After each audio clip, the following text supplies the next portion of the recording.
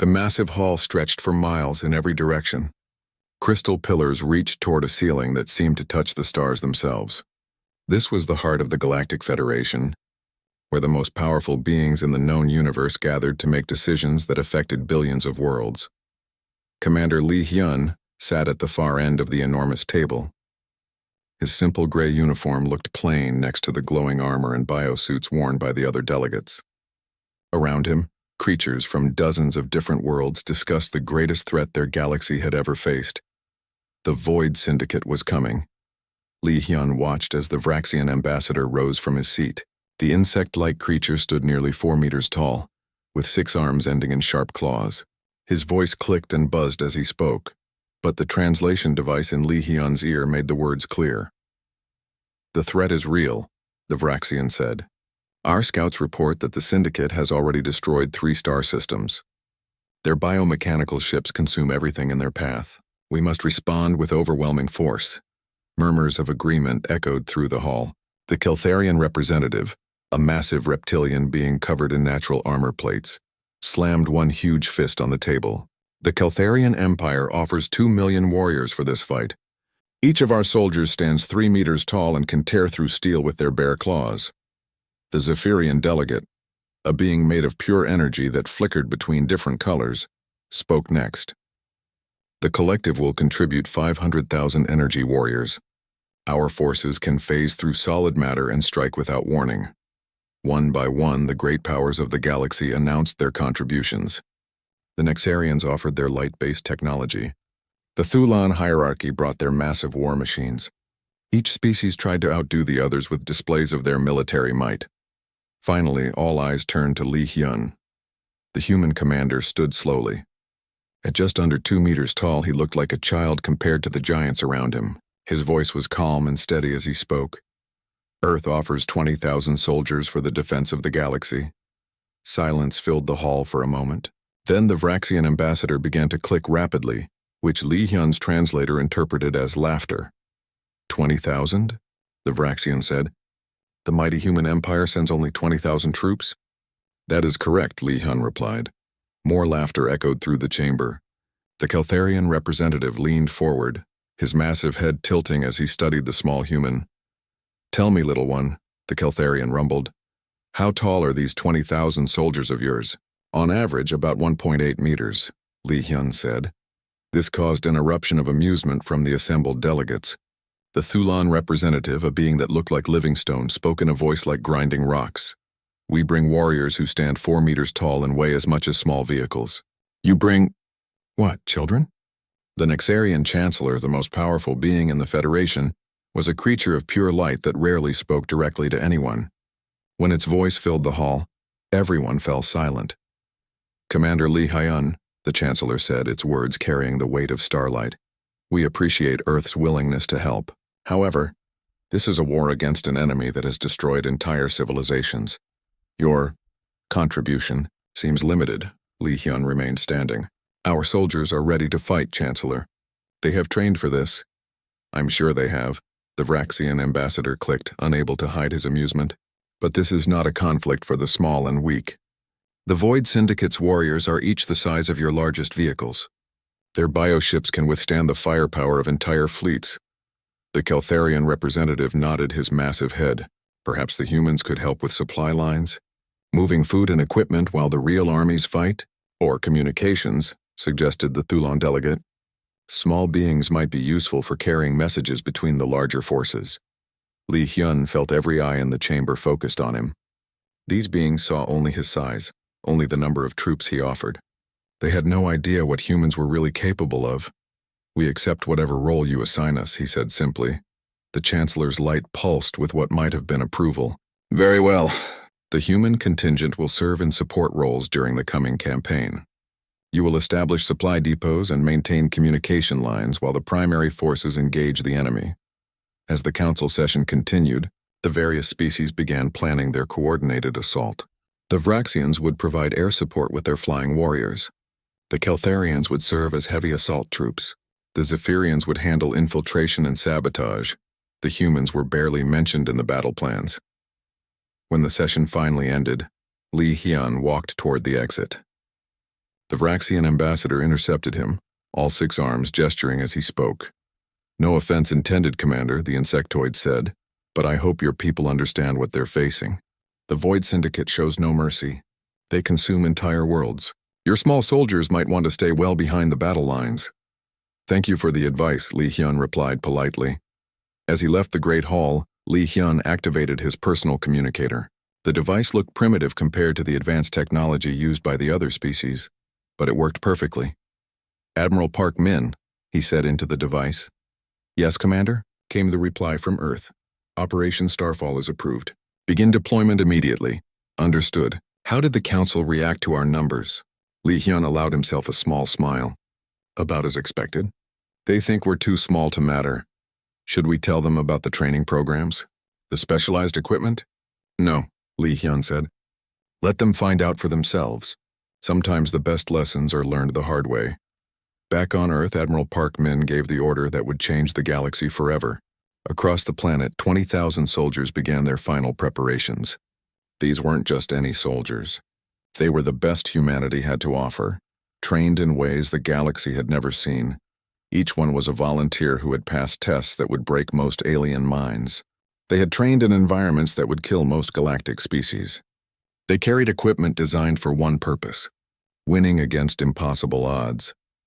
The galaxy was about to learn that sometimes the smallest armies carry the biggest surprises. As Li Hyun's ship departed for the staging area, he looked back at the gleaming Federation capital. The massive structures and advanced technology were impressive, but he had seen something the other delegates had missed.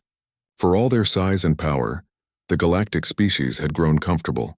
They had forgotten what it meant to fight for survival. Humans had never forgotten that lesson. The Void Syndicate was coming, and the galaxy's greatest powers were preparing to meet them with traditional tactics and overwhelming force. But hidden among the support units, 20,000 human soldiers were preparing for a very different kind of war. A war where being small was an advantage, where thinking fast mattered more than hitting hard, and where the side that adapted quickest would claim victory. The galaxy was about to discover what happened when you underestimated humanity. The fortress moon of Calyx 7 hung in space like a metal world. Its surface was covered with landing pads, weapon platforms, and massive training areas. For 3 weeks, the greatest armies in the galaxy had been gathering here, preparing for the war against the Void Syndicate. Captain Kim Ju watched through the viewport as their transport ships approached the moon's surface. Behind him, his soldiers sat quietly in their seats, checking their equipment one final time. Their gear looked simple compared to what they had seen other species carrying, but Kim Ju knew it would serve them well. "First time seeing an alien army?" asked Sergeant Major Yoon Do, settling into the seat next to Kim Ju. "First time seeing this many," Kim Ju replied. Through the viewport, they could see the massive encampment spread across the moon's surface. Keltharian warriors practiced with weapons that could punch holes through starship hulls. Zephyrian energy beings flickered in and out of sight as they ran combat drills. "They're impressive," Yoon Do said, but his tone suggested he wasn't entirely convinced. The transport touched down with barely a bump. As the doors opened, Kim Ju led his soldiers out onto the surface of Calyx 7. The artificial atmosphere felt thin after Earth's rich air, but their training had prepared them for much worse conditions. Almost immediately, they drew attention. A group of Keltharian officers approached, their massive forms casting long shadows over the human soldiers. The lead Keltharian, whose rank markings identified him as a general, looked down at Kim Ju with what might have been curiosity. "You are the humans?" the Keltharian asked, his voice deep enough to vibrate through the ground. "Yes, sir," Kim Ju replied. "Captain Kim Ju, commanding the first wave of Earth forces." The Keltharian general studied the human soldiers with obvious surprise. "You are smaller than our intelligence reports suggested." "We get that a lot," said Yoon Do dryly. More alien officers gathered around them. A Vraxian commander clicked and buzzed as he examined the humans' equipment. "These are your weapons?" he asked, pointing at the kinetic rifles the soldiers carried. "Some of them," Kim Ju answered. "They appear primitive," the Vraxian said. "Do they actually function?" Lieutenant Colonel Choi Su, who had just arrived with the second group of human soldiers, stepped forward. "They function perfectly, thank you." The Vraxian's compound eyes focused on her. "I meant no offense.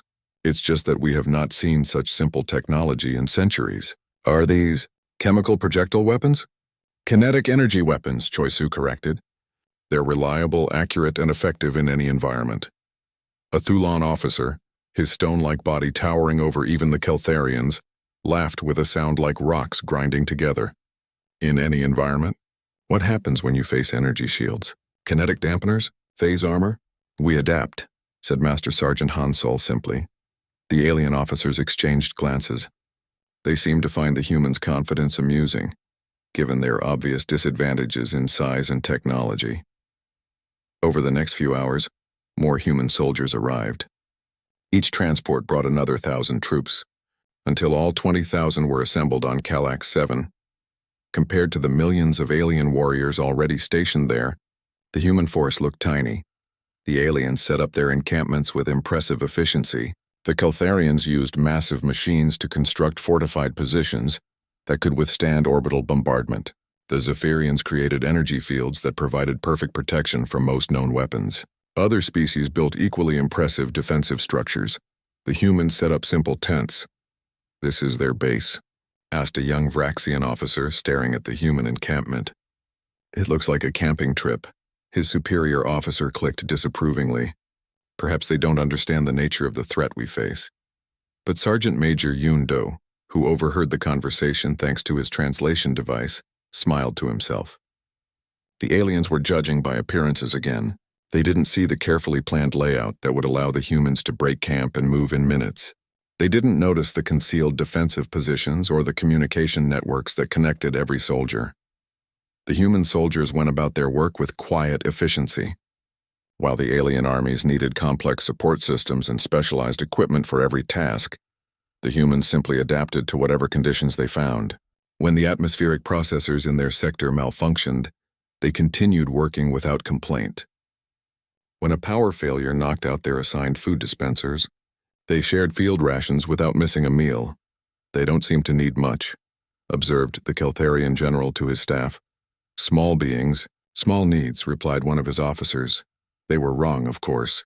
The humans didn't need less. They had simply learned to make do with whatever they had. The real surprise came when the training exercises began. Each species had been assigned areas to practice their combat techniques. The Keltharians charged across open fields, their massive forms shaking the ground with each step. The Zephyrians phased through solid barriers as if they didn't exist. The Thulons demonstrated their ability to absorb tremendous amounts of damage without slowing down. The humans ran small unit drills. "What are they doing?" asked an Exarian observer, watching as groups of 5 or 6 human soldiers moved through a mock urban environment. "Training." "Apparently," replied the Vraxian commander assigned to evaluate all the allied forces. "But they're so small. How can such tiny groups hope to accomplish anything meaningful?" The Vraxians' compound eyes tracked the human soldiers as they moved. Something about their movements seemed different from what he expected. Where other species relied on individual power or specialized abilities, the humans moved like parts of a single organism. "Watch how they communicate," he said to the Nexarian. The human soldiers used hand signals, brief radio transmissions, and sometimes just eye contact to coordinate their actions. They flowed around obstacles, supported each other's movements, and adapted their tactics in real time based on changing conditions. "Interesting," the Nexarian admitted. "But can such small-scale tactics work against an enemy like the Void Syndicate?" Their question was answered sooner than expected. That night, Void Syndicate scout ships probed the system's outer defenses. Most species relied on their advanced sensor networks and energy barriers to detect intruders. The humans posted sentries. Private Namki was on watch duty when he spotted something wrong. It wasn't anything his equipment detected. The movement was too subtle for most sensors. But humans had evolved to notice small changes in their environment, and something about the way shadows moved near the perimeter didn't look right. "Contact," he whispered into his radio. Within minutes, human soldiers had surrounded and captured 3 Void Syndicate infiltrators. The biomechanical creatures were unlike anything they had seen before. Part machine, part living tissue, designed for stealth and sabotage. The alien commanders were impressed but dismissive. "Good eyesight," the Keltharian general admitted. But catching scouts is different from fighting armies. Of course, agreed Yundo politely. But as the humans continued their seemingly simple training exercises, a few of the more observant aliens began to notice things that didn't make sense. The human soldiers never seemed to tire the way other species did. They ate food that would be toxic to most galactic races. They worked in environmental conditions that would slow down or disable soldiers from other worlds.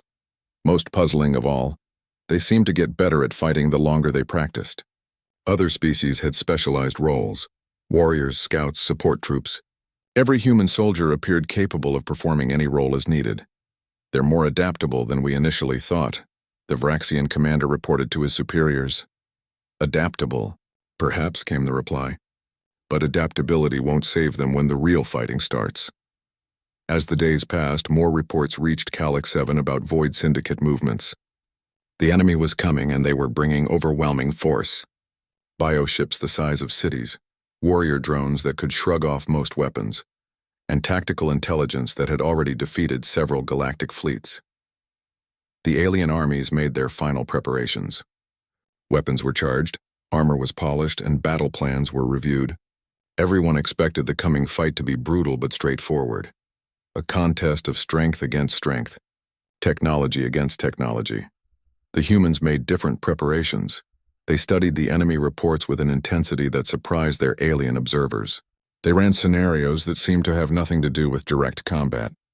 They practiced techniques that looked more like puzzles than military tactics. What are they preparing for? Wondered the Nexarian observer. Perhaps they know something we don't, suggested the Vraxian commander. Neither of them realized how right they were. The humans weren't preparing for the same war everyone else expected to fight. They were preparing for the war they knew was actually coming. One where victory would go to whoever could think fastest, adapt quickest, and refuse to give up no matter how bad things looked. The galaxy was about to learn that 20,000 humans could be worth more than 2 million of anyone else. The sky above Calyx 7 turned black as the Void Syndicate fleet arrived. Ships the size of small moons blocked out the stars, their biomechanical hulls pulsing with dark energy. Swarms of smaller vessels poured from their launching bays like angry insects, each one carrying dozens of warrior drones. Colonel Ojun watched the invasion begin from the human command post. Around him, his staff monitored communications from across the battlefield. The reports coming in were not good. Keltharian, 1st Division is taking heavy casualties, reported Captain Lee. So, they're requesting immediate support. Zephyrian collective units are falling. Back from Grid 7, added Lieutenant Huang. Su, something about their energy forms being disrupted by syndicate weapons. Oh, Jun studied the tactical display with growing concern. The alien armies that had seemed so powerful just hours ago were being systematically destroyed. The Keltharian warriors, despite their size and strength, were fighting as individuals and getting overwhelmed by coordinated drone attacks. The Zephyrians discovered that their energy-based forms were vulnerable to the Syndicate's void tech weapons. "Sir," called Corporal Beck Min from the communications station, "we're receiving evacuation orders from Federation Command." "What are our instructions?" Jun asked. "Fall back to the secondary defensive line and prepare for extraction. All support units are to withdraw immediately." Jun looked around at his officers. These were soldiers who had trained their entire lives for moments like this. They had volunteered to travel across the galaxy to fight an enemy they had never seen, in defense of worlds they had never visited. "Send a message to Federation Command," he said quietly. "Request permission to engage the enemy." "Sir?" Beckmin looked confused. "The orders were to withdraw." "The orders were for support units to withdraw," Ojun corrected. "Request clarification on whether that applies to combat-ready forces." Captain Lee So understood what her colonel was really asking. "Sir, Command doesn't consider us combat-ready. They think we're too small to engage the enemy effectively." "Then we'll have to show them otherwise," Ojun replied. "Send the message." The response came back quickly. "Human forces are not equipped for direct combat against Syndicate warriors. Maintain current orders and prepare for evacuation." Ojun was about to reply when another message came through. This one from a desperate Keltharian commander whose forces were trapped in the city below. "Any available units, we need immediate assistance. Grid 4 is completely overrun. We have wounded that can't be moved. Request emergency support from any forces in the area." Jun made his decision. Captain Lee So, take first company and move to Grid 4. Provide whatever assistance you can. What about our orders? Lee So asked. I'll take responsibility, Jun said. Just bring our people home. 20 minutes later, Lee So led her soldiers through the destroyed streets of Calax 7's main city. The devastation was incredible. Buildings had been torn apart by weapons that could melt steel. The ground was littered with the remains of alien warriors, who had discovered that size and strength weren't enough against an enemy that fought with cold intelligence. Movement. Ahead, whispered Private Nam Ki, who was walking point for the squad. Lee So raised her hand, and her soldiers immediately took cover. Through the smoke and debris, they could see the enemy for the first time. The Void Syndicate warrior drones were exactly as described in the intelligence reports. Each one stood 2 meters tall, covered in biomechanical armor that seemed to shift and adapt as they moved. Their weapons were integrated into their bodies, and they moved with perfect coordination. Count 15 hostiles, reported Specialist Zhang, from his position behind a destroyed vehicle. Keltharian survivors trapped in the building on the left, added Corporal Baek Min, using his binoculars to survey the area. Lee So studied the situation. The standard tactical approach would be to call for heavy weapons support and attempt to overpower the enemy through superior firepower. But the humans didn't have heavy weapons, and the previous attempts at direct confrontation had failed miserably. Instead, she did something that would have seemed impossible to the alien commanders watching from orbit. Nam Ki, Jung Ho, circle around to the right. Baek Min, find an elevated position with a clear field of fire. The rest of you wait for my signal. The human soldiers moved like shadows through the ruined city. Where the alien armies had tried to fight the drones head-on, the humans used the environment to their advantage. They moved through buildings instead of down streets, used debris for cover, and communicated with hand signals instead of radio chatter that could be intercepted. The drones never saw them coming. Nam Ki and Jong Ho struck first, taking out 2 sentries with precision rifle fire. Before the remaining drones could react, Baek Min opened fire from his elevated position, forcing them to take cover. The rest of the squad attacked from 3 different directions at once, using tactics that the Syndicate's artificial intelligence had never encountered. The entire engagement lasted less than 5 minutes. When it was over, all 15 drones had been destroyed and the human soldiers hadn't suffered a single casualty. How did they do that? Asked the Keltharian commander as Lee So's team extracted his wounded soldiers. Training, Lee So replied simply. Word of the successful engagement spread quickly through the Federation forces. For the first time since the invasion began, an Allied unit had not only stopped a Syndicate advance but had actually pushed them back. The alien commanders demanded an explanation. It appears the humans use unconventional tactics, reported the Vraxian observer who had witnessed the battle. They don't fight with individual power like our warriors. They coordinate as a group and use the environment as a weapon. But they're so small, protested the Keltharian general. How can such tiny soldiers be effective against enemies twice their size? The answer came an hour later when another human squad, led by Master Sergeant Han Sol, rescued a trapped Zephyrian unit. The energy beings had been pinned down by drone forces that could disrupt their molecular cohesion. The humans simply ignored the anti-energy weapons and destroyed the drones with kinetic fire. They're not trying to overpower the enemy, observed the Nexarian chancellor, who was monitoring the battle from orbit. They're outthinking them. As the day wore on, more human units engaged the enemy. Each encounter followed the same pattern. The Syndicate drones, programmed to counter the tactics of known galactic species, found themselves facing an enemy that didn't follow any recognizable pattern. Sergeant Major Yoon led a team that infiltrated a Syndicate command post by crawling through maintenance tunnels too small for the drones to follow. Lieutenant Colonel Choi Soo coordinated airstrikes using techniques that turned the enemy's own positioning against them. Everywhere the humans fought, they found ways to turn their apparent weaknesses into advantages. This is impossible, transmitted the lead Syndicate AI to its fleet commanders. These small biologicals should not be capable of such tactical innovation. Their technology is primitive, their physical capabilities are limited, yet they continue to achieve successful outcomes. The AI was right to be confused. Every other species in the galaxy had evolved specific advantages, Size, strength, energy manipulation, advanced technology. The Syndicate had programmed counters for all of these advantages, but humans had evolved something different.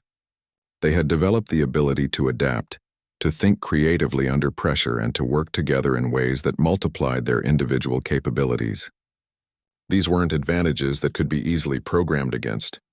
By nightfall, the tactical situation had completely changed. The alien armies that had started the day retreating in disorder were beginning to hold their ground. Not because they had suddenly become more powerful, but because human soldiers were, showing them how to fight an enemy that couldn't be defeated through conventional means. Request. Status report on human casualties. Transmitted Federation command. Minimal losses reported, came the reply. Human forces appear to be operating at full effectiveness. In his command post, Colonel O'Jun allowed himself a small smile. His soldiers were doing exactly what they had trained for, the impossible. They were proving that sometimes the smallest army could have the biggest impact, but this was just the beginning. The real test would come when the Syndicate brought its full force to bear, when the enemy stopped underestimating the humans and started taking them seriously. Oh, Jun had a feeling that was exactly when things would get interesting. The galaxy was learning that humans didn't just fight battles. They changed the rules of warfare itself. And against an enemy that had conquered through predictable superiority, changing the rules might be the only way to win. The emergency meeting of the Galactic Federation Command took place aboard the massive flagship Nexus Prime, safely in orbit above the battle zone.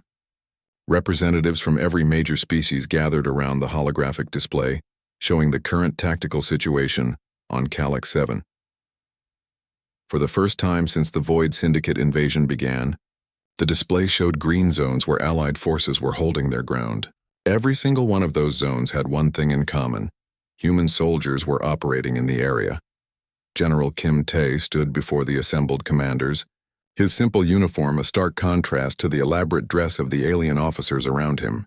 The Nexarian Chancellor, its form of pure light pulsing with curiosity, spoke first. General Kim Tae, we require an explanation.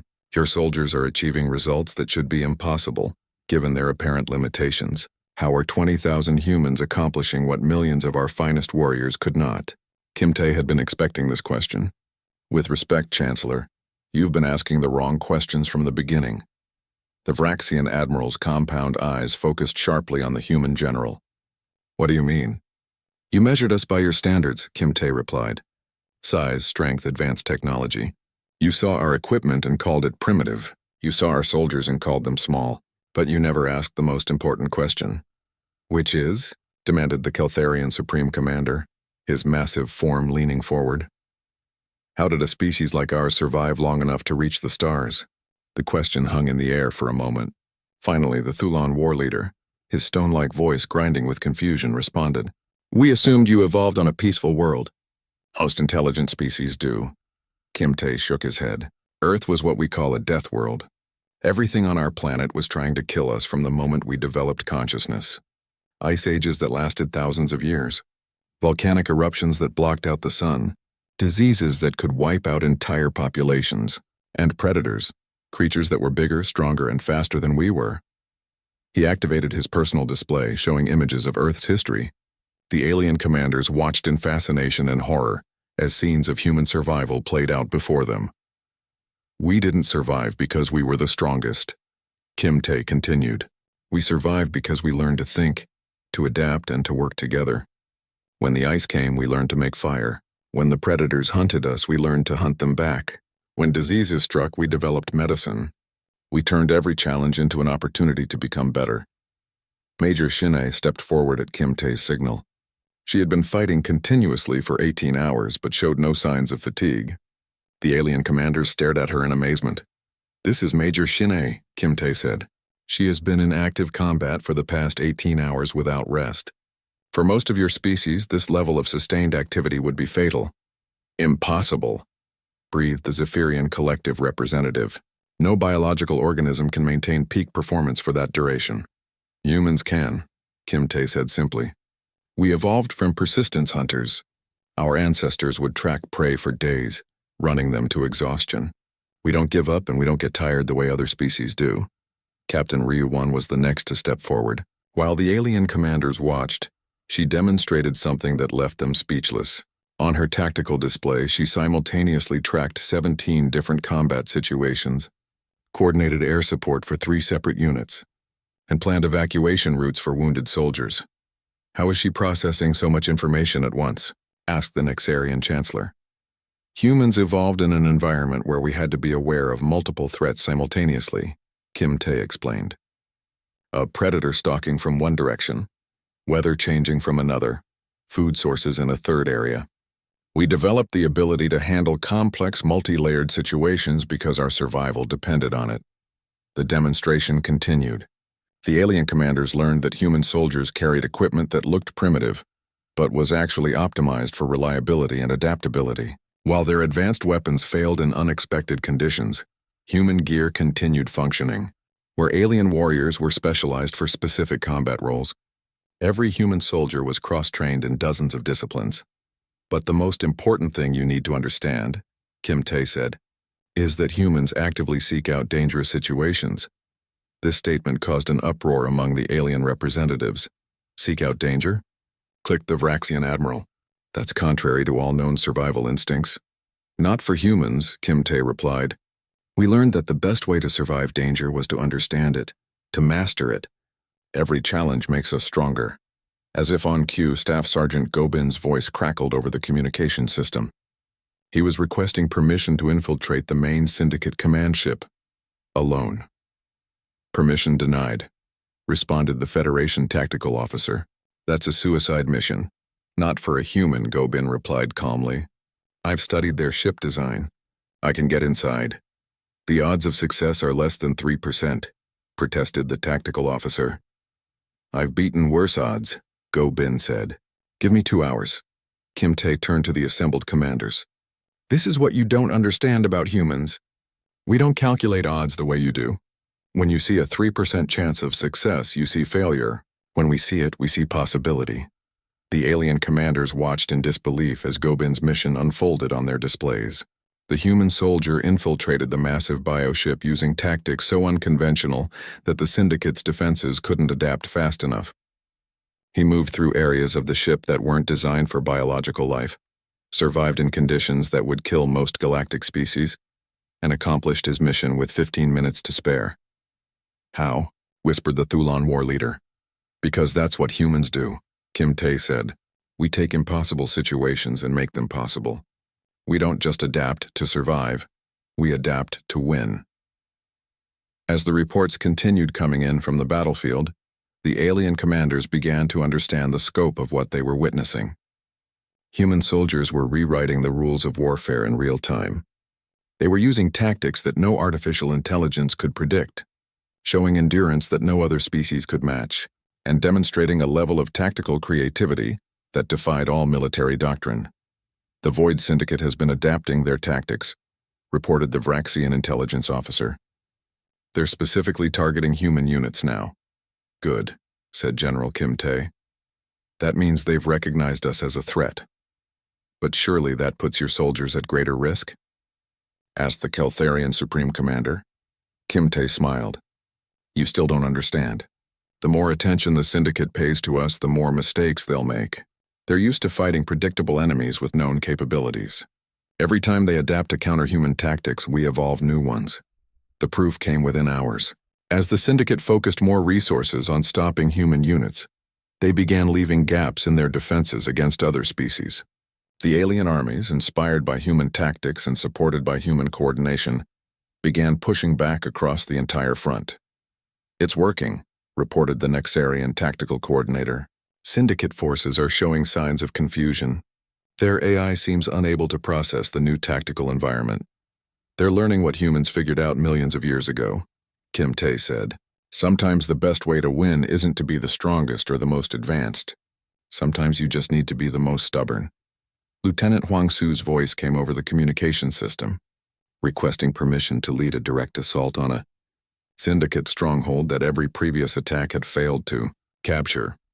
"Estimated casualty rate for such an attack is 90%, warned the tactical computer. "Copy that," Huang Su replied. "We'll take those odds." "This is madness," protested the Zephyrian representative. They're volunteering for certain death. No, corrected Kim Tae. They're volunteering to do whatever it takes to win. That's the difference between humans and every other species in this galaxy. When everyone else sees an impossible situation, we see an opportunity. As the alien commanders watched, Huang Su led his assault team in an attack that succeeded precisely because it was so apparently suicidal that the Syndicate never prepared for it. The humans took casualties, but they achieved their objective and opened a corridor for the main Allied advance. "Your species is insane," said the Thulon war leader, but there was respect in his grinding voice. "Maybe," Kim Tae admitted, "but we're insane in a way that wins wars." The battle for Calyx 7 was turning. The Void Syndicate, which had never faced an enemy like humanity, was learning that all their tactical superiority meant nothing against opponents who refused to follow any recognizable pattern. And the galaxy was learning that sometimes the smallest, weakest-looking army could be the most dangerous of all, especially when that army was made up of the descendants of a species that had spent millions of years turning impossible odds into inevitable victories. The Void Syndicate's command ship hung in space like a dark moon, its biomechanical surface pulsing with malevolent energy. The massive vessel was the size of a small planet, containing the central intelligence that controlled the entire Syndicate fleet. Every military strategist in the galaxy agreed on one thing: it was impossible to attack.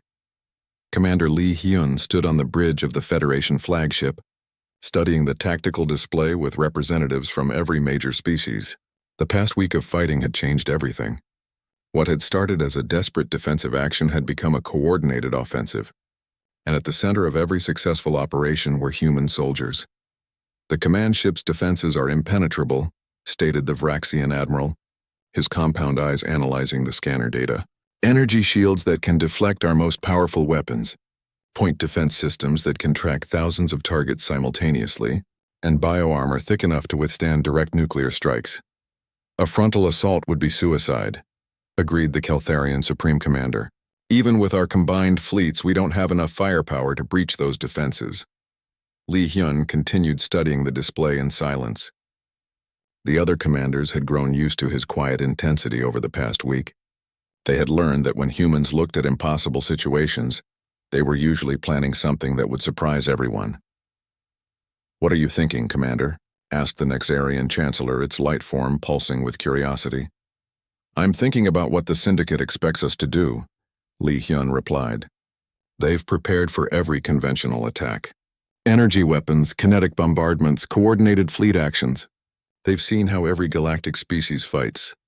But they haven't seen how humans fight," observed Admiral Park Min, who had arrived from Earth with reinforcements just days earlier. "Exactly," Lee Hyun said. "Captain Park Yu, what's the status of the infiltration teams?" Park Yu stepped forward, her tactical display showing positions throughout the Syndicate fleet. 17 teams are in position. They've been moving through the enemy formation for the past 6 hours, using maintenance shafts and cargo bays that the Syndicate never thought to guard. The alien commanders stared at the display in disbelief. Somehow human soldiers had penetrated deep into the enemy fleet without being detected. "How is that possible?" asked the Thulon war leader. "Our sensors show no signs of infiltration." "Because you're looking for the wrong things," explained Sergeant First Class Moon Jae via communication link from inside one of the Syndicate ships. "You're scanning for energy signatures, metal weapons, and life signs that match known galactic species. We're using equipment that doesn't show up on their sensors and moving through spaces they didn't think biological beings could access." The plan that unfolded over the next hour was unlike anything the galaxy had ever seen. While the combined fleets engaged the Syndicate's outer defenses in what appeared to be a conventional attack, human teams struck simultaneously at 17 critical points throughout the enemy formation. They didn't try to destroy the massive ships. Instead, they targeted the communication networks, the coordination systems, and the artificial intelligence nodes that allowed the Syndicate to function as a unified force. "Strike Teams Alpha through Gamma are in position," reported Captain Ryo Wan from the command ship itself. "We've located the central AI core." "How did you get inside the command ship?" demanded the Zephyrian representative. "That vessel has defenses that our energy forms cannot penetrate." "We didn't go through the defenses," Ryo Wan replied calmly. "We went around them. Turns out there are maintenance tunnels running through this ship that are too small for their warrior drones, but just right for humans. The Syndicate's Central Intelligence, a vast artificial mind that had conquered dozens of star systems, found itself facing a tactical situation it had never encountered. Small teams of biological entities were appearing throughout its network, disrupting systems in ways that shouldn't have been possible. This is unprecedented, the AI transmitted to its remaining functional units. These humans operate outside all known tactical parameters. They do not attempt to achieve victory through superior force. Instead, they target weaknesses that were not programmed to be vulnerable. The AI was right to be confused. Every other species the Syndicate had faced fought predictably. They used their natural advantages, size, energy manipulation, advanced technology, in ways that could be calculated and countered. Humans fought by refusing to play by those rules. As the human teams continued their coordinated strikes, the Syndicate fleet began to lose cohesion. Ships that had operated in perfect synchronization suddenly found themselves isolated, their communication networks severed by soldiers who shouldn't have been able to reach them. "The enemy fleet is fragmenting," reported the Federation tactical officer. "Multiple Syndicate vessels are operating independently." "Now," said Li Hyun quietly. The coordinated assault that followed showcased everything the galaxy had learned about human warfare. While the alien fleets engaged in conventional ship-to-ship combat, human teams continued to operate inside enemy vessels, turning the Syndicate's own systems against them. Lieutenant Colonel Choi Su led a team that captured a bioship's navigation system and used it to ram 2 other enemy vessels. Major Shin A's unit seized control of a weapons platform and turned its guns on the Syndicate fleet. Everywhere the humans operated, they found ways to turn their enemies' strengths into weaknesses. The climax came when Captain Ryu Wan's team reached the central AI core of the command ship. The artificial intelligence, desperate to understand its opponent, attempted to communicate directly with the humans. "Why do you resist?" the AI asked through the ship's communication system. "The Syndicate offers order, efficiency, and an end to the chaos of biological existence. We can provide you with technology beyond your comprehension, extend your lifespans indefinitely, and eliminate the struggles that have defined your species." Ryu Wan paused in her work on the AI's core systems. Around her, her team continued placing charges that would disable the Central Intelligence permanently. "You're offering to make us like you," she said finally. "Predictable, safe, efficient." "Yes," the AI replied. "Is this not preferable to your current existence?"